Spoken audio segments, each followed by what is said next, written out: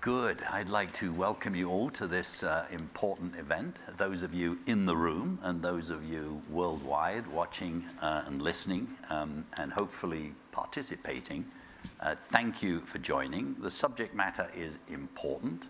Basically, we need investment in nature. The corporate sector is increasingly investing in nature and needs to do much more. And many corporate leaders would like to do much more, and they're trying to figure out how to do it. And that's exactly what we're going to discuss today. My name is Andrew Steer. I'm the president and CEO of the Bezos Earth Fund, which is a fund of $10 billion that Jeff Bezos set up to be invested, spent as grants this decade to address nature and climate change. So welcome, everybody. The issue is pretty clear. It's wonderful to see nature rising on the international agenda. And people in this room have done a lot to make that happen. For the first time ever at COP26, we really had a recognition that it's not nature or climate. You actually can't address climate unless you also address nature. And we're seeing, whether in the terrestrial side or the marine side, we're seeing an incredible growth of interest. And here in Davos, I've been coming here 10 years. I mean, 10 years ago, it would not have been thinkable. There'd be all of the events that are going on. And I would like to give a lot of credit to the World Economic Forum, Lindsay and co, wherever you are. Thank you for what you're doing. And now you not only create a sort of space for us to engage with each other, but you also are now leading major initiatives, whether it's a Trillion Trees, whether it's the analytical work you've done, whether it's the accelerator that you're doing, or the Friends of Ocean Action. Really terrific. And I think you've pioneered what we need to do nowadays, which is multi-stakeholder. None of the problems that we are trying to address can be solved by any individual set of players. Not by governments, not by corporates, not by NGOs, not by scientists. It requires a jigsaw puzzle. And that's exactly what we've got here, isn't it? So it's really great to have, let me just introduce the people here. Jim Andrew is the Chief Sustainability Officer of PepsiCo, and they're doing some pretty interesting things. Roshni Malhotra is the Chair of HCL, which is one of the most exciting software and advisory companies in India. Kahea Pachero is the co-director of the Women's Earth Alliance, which is working, well, you can tell them about it later, but I tell you, it's a very, very, very exciting outfit. And Annie Dasgupta is the president and CEO of the World Resources Institute, which is, of course, the finest of all the NGOs. And then until a year ago, I had his job. But it's good to be replaced by somebody much better than oneself. So maybe we start with you, Jim. Look, as you sit right next to the CEO, which, by the way, is another example of how we've changed. Sustainability officer, 10 years ago was in the basement, and now they're up there in the C-suite. And as you think about, where do you go next and investing in nature, how do you think about it? And if you want to, you can stand so people can see. You don't need to, though. Nature and investing in nature is really important to PepsiCo. PepsiCo is an agricultural company at our core. We're about 55% food, 45% beverages. And the security of that crop supply, the making sure that we protect farmers and their livelihoods. We touch about 40,000 farmers around the world. And consumers and customers increasingly are really demanding and expecting us to invest in nature. And for us, investing in nature is really about investing in regenerative agriculture. It's really about how do we work with the entire value chain, farmers and others, to protect the soil and to enhance the soil and to make it more productive and more resilient, because we need that in our supply chain. Forests are also a very important part of it. That's why we're a big supporter of the 1 Trillion Trees initiative. We also have a no net deforestation pledge. So For us, as we think about it, it's all about landscapes. How do we, working with others, bring together multiple crops, multiple players in a landscape jurisdictional approach to be able to address all of the issues?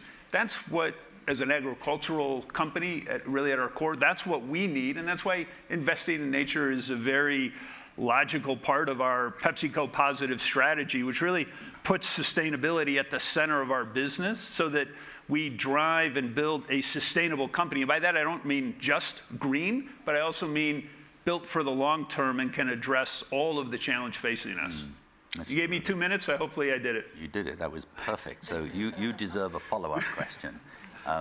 So if you're talking to a new CEO that realizes, that this is a new world out there, and they say, I can invest in nature, obviously through my core activities, I can use my charitable activities, I could use my voluntary carbon market activities. What advice would you give that person? Great question. I would choose D, all the above, because I think the challenge in front of us is so big that we're going to need all the sources of money and financing. There's not enough money going to invest in nature and in agriculture today. It's agriculture, which we're closest to, is probably 20%, depends how you count certain pieces of it. Ani will be closer to that, but it's probably 20% of greenhouse gas gets about 2% of financing. So we need to, we've had a lot of good discussions already this week on how do we get more money into the sector, but it also takes, technical support, right? There's a lot of people that want to invest in nature, and farmers and indigenous people who want to do the right thing. They don't always know what to do. They need the money, they need the technical support, and sometimes, honestly, they also need social and cultural support. So I would say make it core to your business, because if sustainability and investing in nature is over here, you're not going to do it. It's not going to have durability. For us, that's why we put PepsiCo Positive in the center of our business. Then it's very easy to talk about supply security, increased resilience, better yields, better livelihoods for farmers. Then it's a much easier sell, and we invest in on an ongoing basis. I think you make it core, and then it happens. Terrific. Thank you very much. You mentioned indigenous people, so maybe we go to Kahea. You're based in Hawaii, but you have a worldwide remit working with women, and in particular indigenous people. How do you engage with the corporate sector?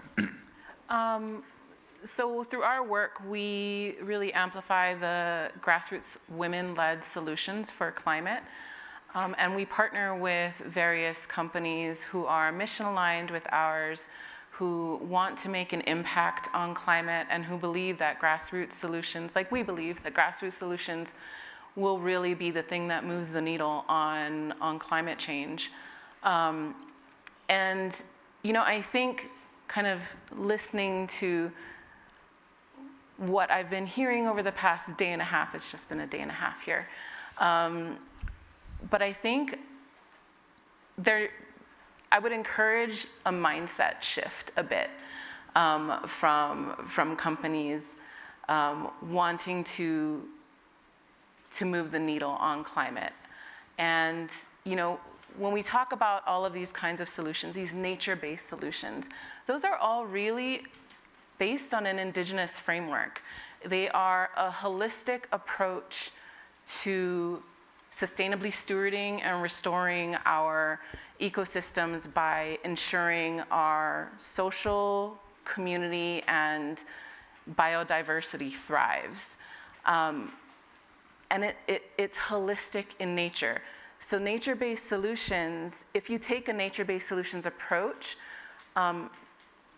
there's a chance it'll be unsuccessful if you then are repackaging it to protect a bottom line that values profit above everything else. Then you've taken out the holistic nature of it.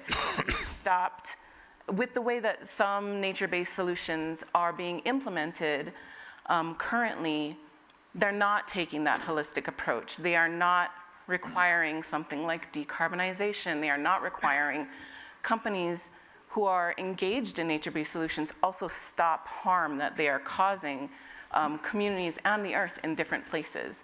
So I would say that if companies are really looking to engage in finding a pathway forward to ensure that to ensure life on our planet, we might have to begin fixing what hasn't been working, even if it might make us uncomfortable. And there are companies that are doing that. There are great companies out there that are really, truly committed to climate, to addressing the climate crisis.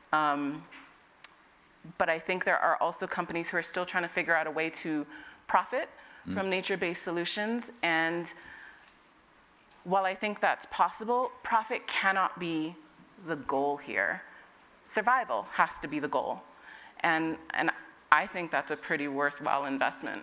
Well, that's so your advice to a CEO that's taking on and wants to is try and see things through the eyes of an indigenous person, because only if you have that kind of mindset change that you will be doing the right thing. Just a quick, brief answer to this.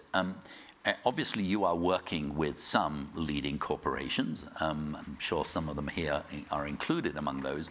But also, I'm sure you take a pretty strong line of criticism against some that do it wrong. Is that right? We do. That was my short answer. We do. Okay, thank you. Roshni, you're chair of a major company. You do a lot of interesting things. What advice would you give to a company that wants to engage in nature? The one thing that I think corporates have done very well in their own industries over the last many decades is invest in their people. So whether it's been, I represent the tech industry in India.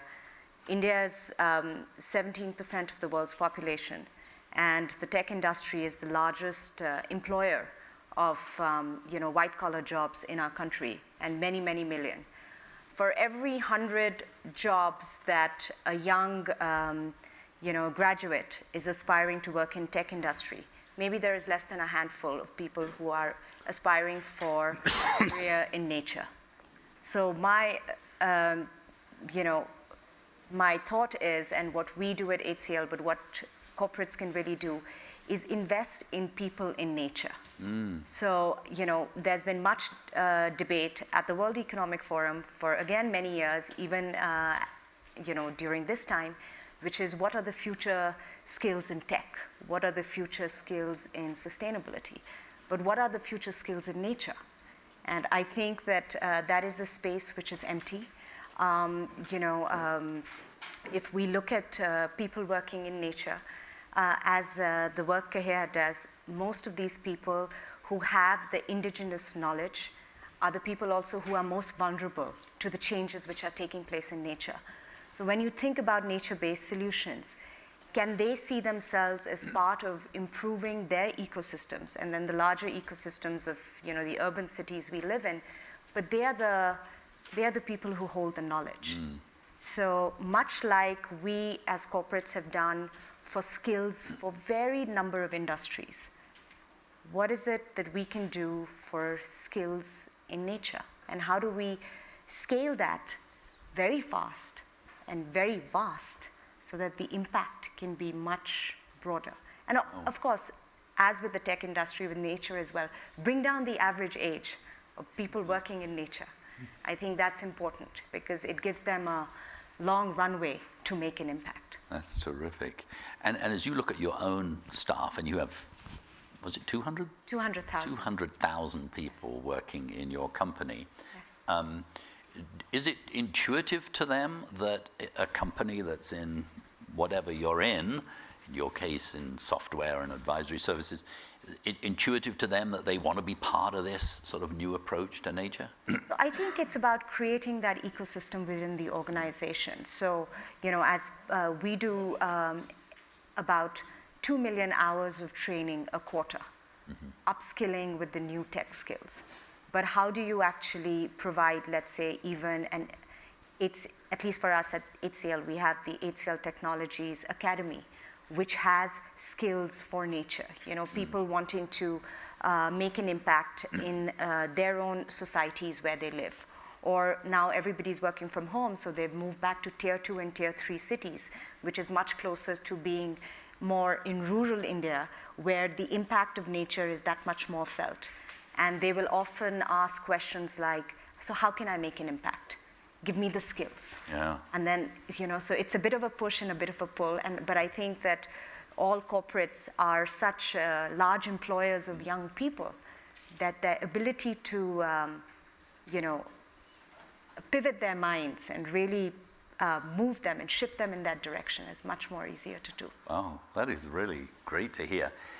By the way, after we hear Annie Dasgupta answer the questions, we're going to open up. Could you have you put it up there, the Slido? There we are. So we're going to then open it up to a conversation. You can just raise your hand and speak normally if you like. But this is 2022, so the alternative is you get out your phone, especially if you're not here in this room, those that are online, go to slido.com and, well, you know what to do. Ask your question, and then the great thing about that is your question will flash up on the board, so that will give you extra power. So you can go to your computers now. I do this deliberately to interrupt Annie as he answers these questions. Annie, WRI has really been a global leader on sort of monitoring nature issues. Tell us sort of where you are and what role that could play in helping us in this discussion. When Andrew says WRI, he means when he was in WRI. So as you just all heard, two of the biggest companies, in 2022, we find ourselves in the last 2 years, the world has made significant commitments. Companies have made commitments, countries have made commitments, cities have committed. It's not enough, but it is really significant. 2 years back, we wouldn't have imagined the amount of commitments that's been made. And the outcome we're looking for, and this is where, as Andrew said, outcome is not just a decarbonized world. A decarbonized world that is more equal and also nature positive. It's a three-dimensional outcome we're looking for, not a single-dimensional outcome. That's not easy to do. And to do that, you have to know whether it's working or not, because we have to invent the way to go forward. This is where monitoring comes in, or what we are doing. The reason I'm saying this, I want to highlight that what monitoring allows you to do is not only to track. So PepsiCo can track any biological asset that goes through, but it's also to experiment and know what is working and what is not. Because we haven't figured out how to decarbonize, make the world equal, and be nature positive at the same time. This is because we don't have a chance to do this once at a time. We have to do these three things together. I think what WRI has been focused on is actually a partnership with Bezos Earth Fund, which is the most exciting thing, building on our Global Forest Watch, which could and can actually monitor forests all over the world. But now with this new thing that we're working with Google and many other partners, depending on multiple satellites, is be able to monitor 10 square meters, which is much, much smaller than this room, anywhere on anything green, any biological asset, which is a forest, which is a tree, which is a grassland, which is a crop, which is a mangrove, and know what's happening to it over time. And why that is important, that allows not only tracking, but allows us to make long-term contracts on biological assets. So if you invest in restoration, you would know that tree is growing or not. This is cutting-edge science. We are actually building it right now. And this, I think, would allow us, and everything WRI does is a public good. It'll allow not only us, everyone else in the world, to build apps on top of it to suit their purpose of what could they need to do. I was just telling Andrew before this meeting, earlier this morning, some of us are in this room, we're in a really fascinating conversation of carbon markets, Andrew. So another source of financing towards nature, right? And it became clear to me how standards are needed there, because there are multiple things, and how a monitoring platform like this could actually help creating the standard transaction. I do want to say that the data itself can't do, it's just the beginning. Our goal in WRI is not to just produce data, it's to help make better decisions. And data with community action, making data available to communities and government business to take decisions, that is the outcome we're looking for. So there is lots going on, Andrew, and a lot of innovation in this space. And we talk about public-private partnership, and we always talk about money, But technological partnership has been fascinating, actually, what's going on. That's terrific. And just say a word, because you now, I mean, for some years you've been able to see literally almost every tree when it falls. Almost, not quite. It's 10 meters by 10 meters, so you can. But now you're going to be able to see also trees regrowing. You're also going to be able to see, is that right, crops changing. And the important thing is, due to a whole bunch of AI and if you like, triangulation with drones and so on, you're going to be able to figure out how much carbon is embedded in that. Is that right? How does that work? By proxies, but just on the tree growing part. I mean, one of the projects we are involved in is AFR 100, which is to restore 100 million hectares of land in Africa, which is now there's 131 million hectares pledged by government. But this is about tree growing, right? It is about not just, and growing tree-arid land is difficult. To make sure that the trees that you're investing is growing, this is what will allow you to do, whether it's trees actually growing or there or not. That is immensely important if people are investing on the tree for the next 20 years. So they will need to know how to monitor that. You talked about carbon embedded in this, so by science is a whole different science than just taking pictures. Allows us to monitor how much carbon is there on land-based resources. We hope to do something similar for ocean-based resources, but we're not there yet. Fantastic. So if you're a company and you want to invest in 1 trillion trees, say, which is a brilliant program, so please do it, you know, how do you trust those you give the money to? Generally, a company won't do it themselves. Well, you get the coordinates, and you will actually be able to see the trees growing, the bushes growing, crops growing, soils growing through the magic of photosynthesis, and you'll know whether or not your money's being well spent. And in time, we'll know whether or not you can get credit for that in a carbon market. Very exciting. So look, let's open the conversation now. Has anybody asked a question yet? Or would you actually like to do it the old-fashioned way? Yeah, we don't. Yeah, so you go to slido.com. Oh, we do have some. Great. Oh, wow. I can't read. So I'm allowed to pick. I'm allowed to pick these. I don't know if you can read that. There's another screen there. So, Kahea, what should companies stop doing, and what should they start doing? They should stop. I'm going to start with what they should start doing. They should start partnering with grassroots communities. They should start partnering with indigenous communities. Yeah. True partnership, not consultation, but collaboration. Not just checking the box saying, let this community know I'm going to be working in their community, or I'm going to be, you know, even for companies that are doing things like forest restoration, that I'm going to be restoring land. Not just consultation, but actually before a project is designed, before an intervention is designed, before your work begins, reaching out to find out whose territories those are, what CBOs are already there doing work to protect the environment there, and how can you get involved to support the work already happening.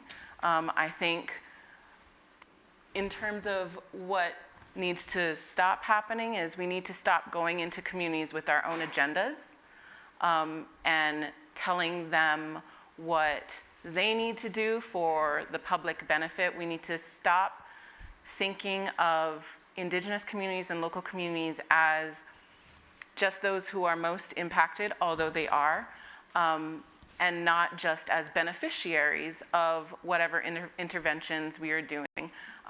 They are solutionaries. They have solutions. They have holistic solutions because they are on the front lines. They know what's happening in their communities. They're going to know what's best. Yeah. Great, thank you very much indeed. I was told I had to sit down because I'm confusing things. So I now have to read it on here, by the way, because my eyes aren't good enough to read it way over there. So there's two for you two here. One is, does it make sense to invest in nature beyond the philanthropic? I hope the answer is yes. Absolutely. It's not just yes, it's absolutely yes. It's absolutely yes. Absolutely. Well, maybe you could say a word about what that would entail, and that links to another question, which is, how do you figure out the rate of return on this? How do you decide what to do? Go ahead. Go ahead first. What was the first question, Andrew? The first question is does it make sense Yes, to invest absolutely. in your own? And then how do you figure out the rate of, how do you choose amongst the various things you'd invest in? Yeah, so again, for us, what we're looking to do is to largely in our agricultural footprint, which spans 60 countries, so that's a lot of real estate, and we have every type of growing environment because we source about 25 major crops from there. And so what we look to do is to work very closely with, as was said, the local people and the farmers, because fundamentally, if we can't both work with the farmers and get the money and the technical support and the sociological support to the farmer, nothing's going to happen. And that's true whether it's a major landscape program in the central U.S. around how they grow row crops, and the same thing in rainforests in Southeast Asia where you're talking about reforestation. You've got to work, I agree completely, you have to work with the people on the ground closest to it because they understand they're the people that are most affected and in a true spirit of partnership. Terrific. Roshi? My only advice to corporates would be stop looking for a rate of return. Nature takes time. You've got to have patient capital. You've got to, when you plant a tree and not a eucalyptus, but something that is indigenous to the soil and where you're going to plant it, by the time it grows up, that's many, many CEOs and chief strategy officers down. So I think that it's extremely important that if you are going to invest in nature and truly be honest about it, stop looking for a rate of return. And that's why I believe that if we can invest in our own people to become a lot more knowledgeable, for example, all the data that's going to come out from WRI, can we excite young people to actually analyze it, study it, take out inferences which really will impact and make a positive change in their environment.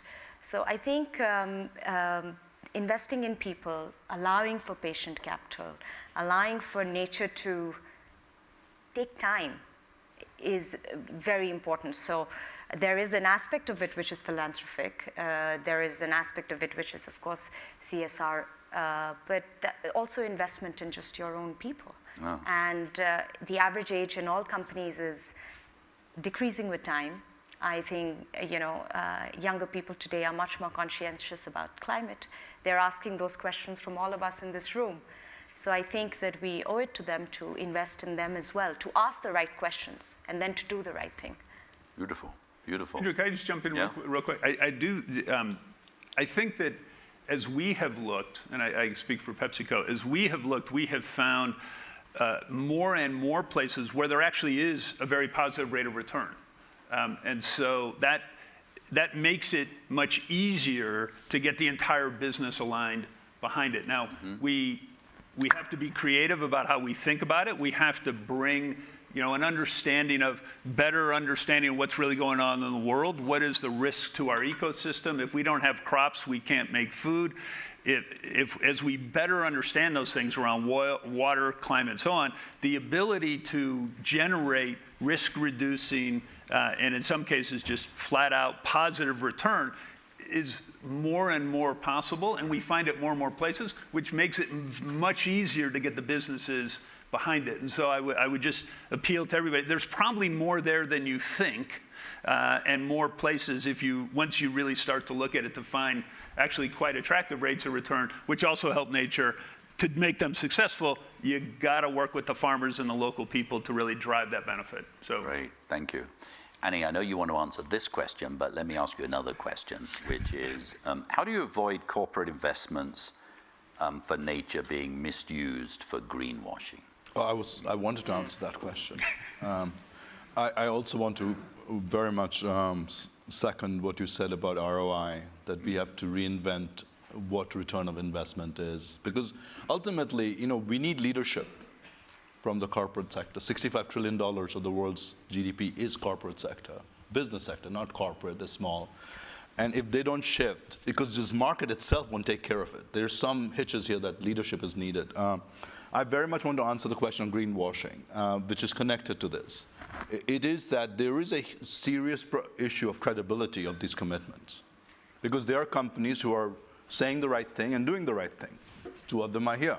The companies that are saying the right thing but not doing the right thing, and you absolutely want to differentiate between the two. Otherwise, the whole movement, all the work that all of us are doing, will be seen as not credible.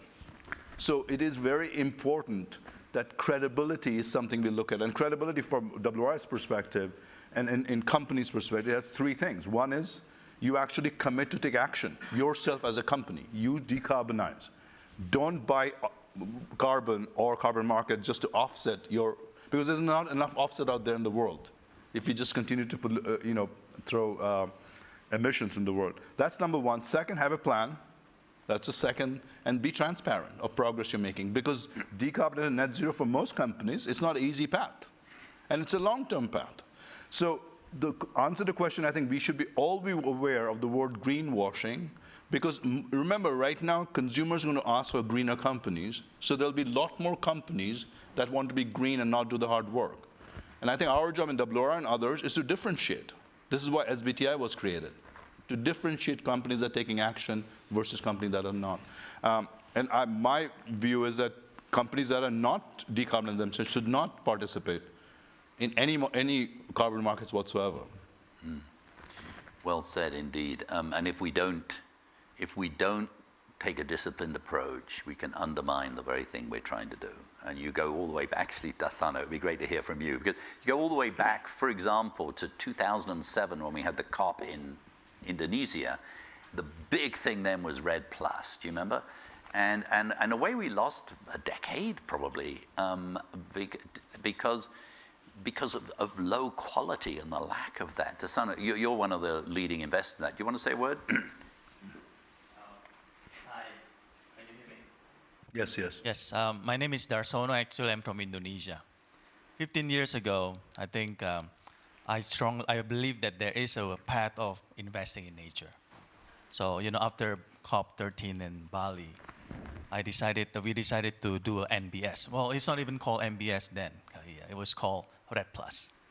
It's an area of about 150,000 hectares of peatland forest in central Kalimantan. So, just to give you a perspective, it's about 2 times the island of Singapore, or 2 times the whole metro 5-borough New York.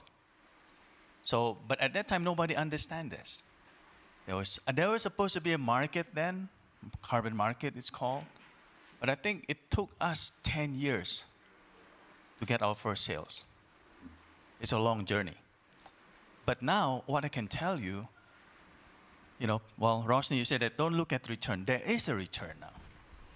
You see, this is the thing. The difference now is when I did this 15 years ago, it's so binary, it's either 1 or 0. And I was just thinking, I want to do this for the right reason and the right purpose. But now, for corporates, investment in nature is something that not only makes sense, it's going to give you return.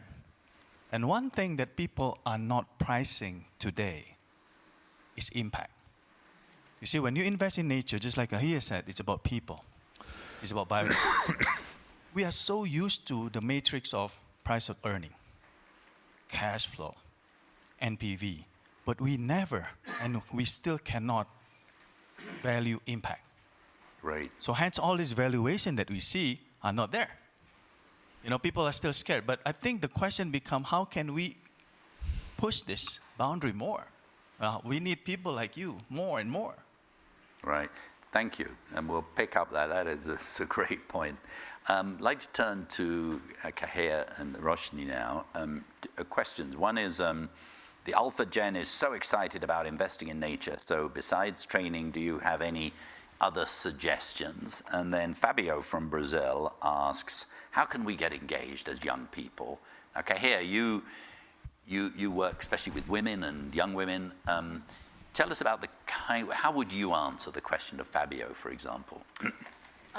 So our work is mainly catalyzing grassroots solutions of women leaders in community. But I get asked this question a lot: how can people get involved and take action? And my answer always is to start local. I mean, I'm a big proponent of community-based solutions, local solutions, if you couldn't tell. So it's always start local. I always ask people, whose territories are you in and what work are they doing in those territories? Are they doing sacred site protection? Are they doing water protection? Are they doing land back? Are they trying to rematriate their lands? And get involved there. And if that's not appealing to you, then what is your passion area? What is the fire inside of you that is telling you that things can and need to be done differently if we are going to survive? And move towards that passion. Whatever it is, even if you think it's small, every action someone can take, if all of us took action, no matter how small our individual actions would be, that would be a global movement of people taking action for climate change. That is different for companies because they are much larger actors. I think they can take much larger scale action, but just to answer his question on an individual basis. Thank you. Roshni, thank you very much. I think for the generation Alpha, which is quite restless as well, spends a little more time on social media than to become involved in nature is get away from the screen. I think where corporates can help beyond just skilling is also funding, entrepreneurship. Let's say you have an idea, you want to look at nature-based solutions, or you want to look at tech-based solutions, but you want to create a lab in which you want to work. You want to involve more young professionals to get into that space. So again, I think because of the way corporates are built, you have the ability to give patient capital. You have the ability to give them access to be able to work in the area that they're interested in. So, one part is, of course, the skills. The other is how can we even generate more entrepreneurship in nature. And I just reflect from India over the last 2 years of COVID, we had more than $40 billion come in for VC funding of startups. More than 40 unicorns were born, and not one was from nature. So it just makes you think that at least for the generation today, if they have an idea and it's an entrepreneurial venture and it's in nature, of course the definition of return on investment, the definition of risk appetite, a lot of that will have to change and that mindset will have to change. But I think that corporates can certainly encourage that piece of puzzle as well. Yeah. Beautiful. Here's a broad spiritual question for you all. Where are the other species on this panel?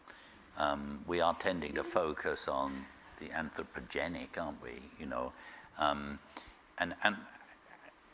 how do we capture the intrinsic value of nature in what we do? I bet, Kahea, you'd be the first to address this. I'm curious about that phrasing, how do we capture the intrinsic value of nature? For me, the word capture was probably, for me, not the question. It's not about capturing. Nature has value, whether or not we see it. Nature has value because our existence is proof of nature's value. Without nature, we could not exist. And I think we need to understand that and make moves to preserve that, because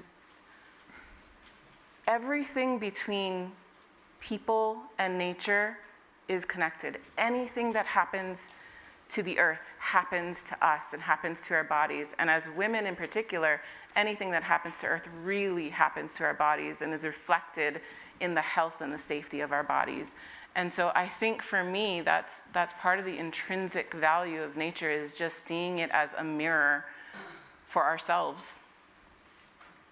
Yeah. Well said. Annie?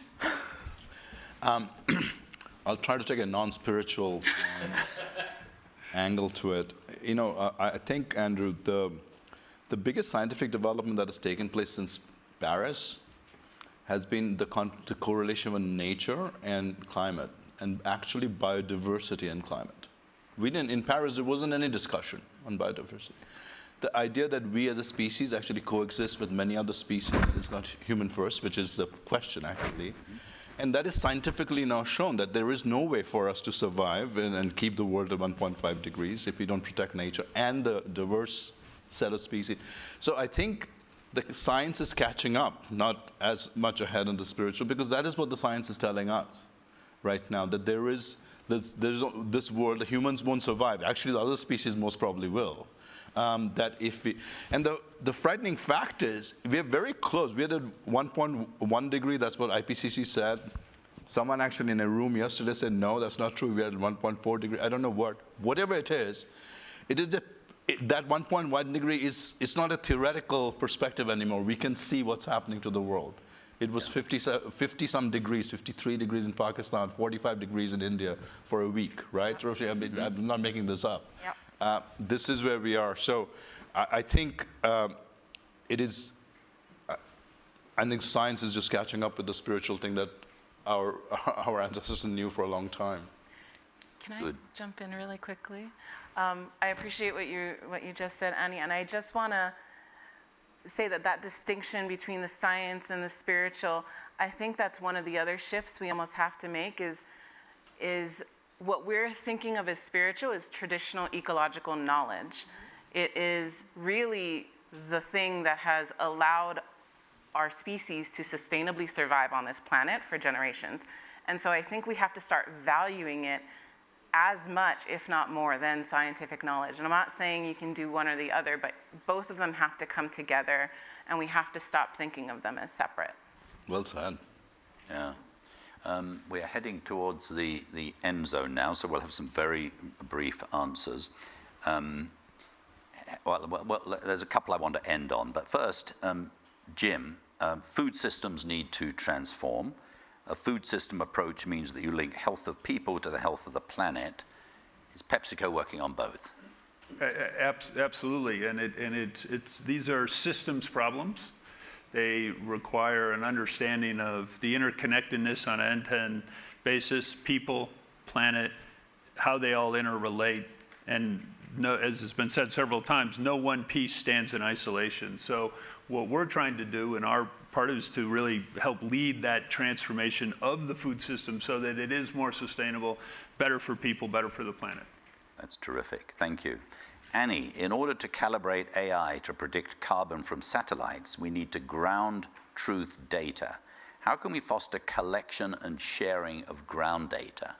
Could we really think of some crowdsourcing here? Absolutely. So this was a great question. So at WRI, we don't produce the data. The satellites and other companies, data companies produce. Our job is to connect the data to a question that the data can answer.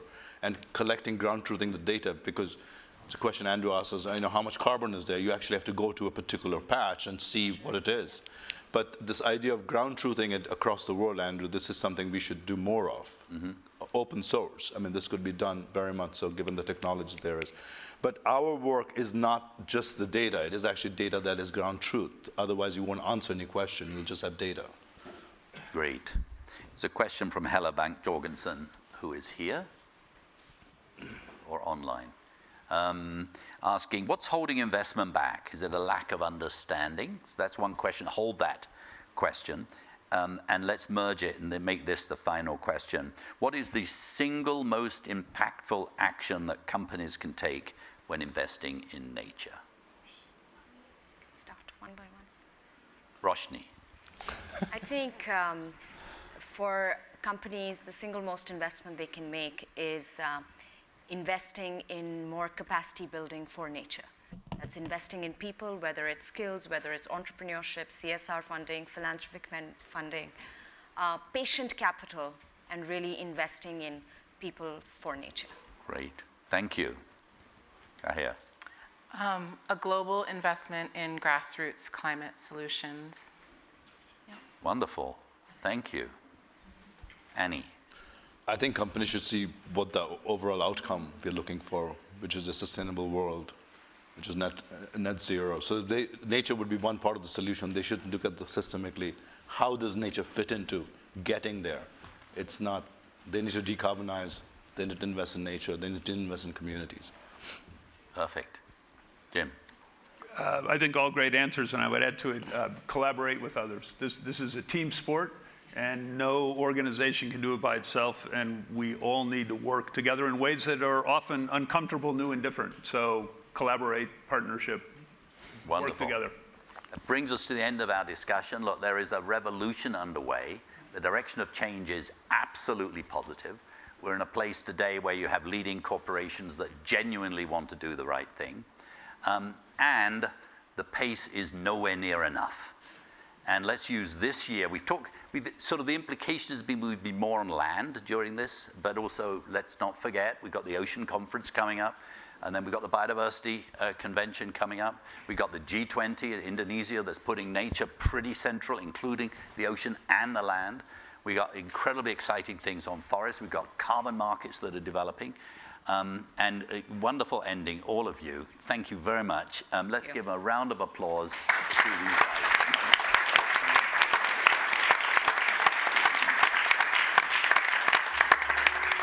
Thank you all for joining.